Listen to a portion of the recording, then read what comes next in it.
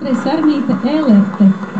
Man šovakar ir tas ļoti atbildīgais pienākums un īpašais gods pasniegt skatītāju balvu, jo māksla, opera, balets tāpēc jau ir, lai mūs iedvesmotu, apgaismotu, tracinātu, kaitinātu un izaicinātu. Un šogad Rossini opera Seviļas Bārdziņas.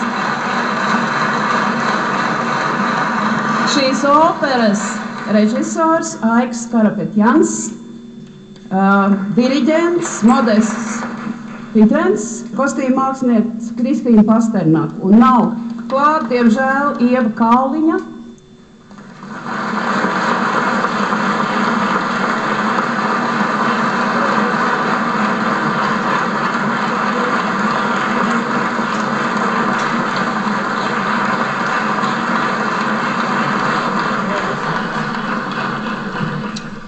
Vissarežģītākais žanrs ir komēdija, jo cilvēks smējās par dažādām lietām, bet raud par vienu to pašu.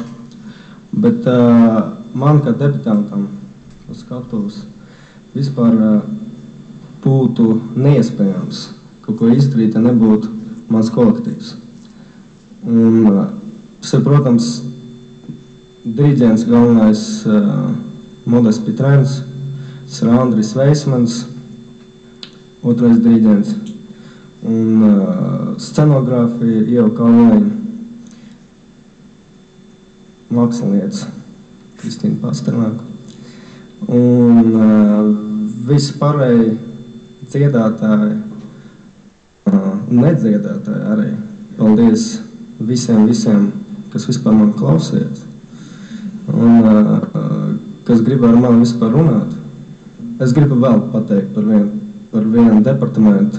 Īpaši paldies tas ir grimētājiem un frizieriem. Viņa izdarīja diezgan milzīgu darbu. Paldies viņam, protams, arī.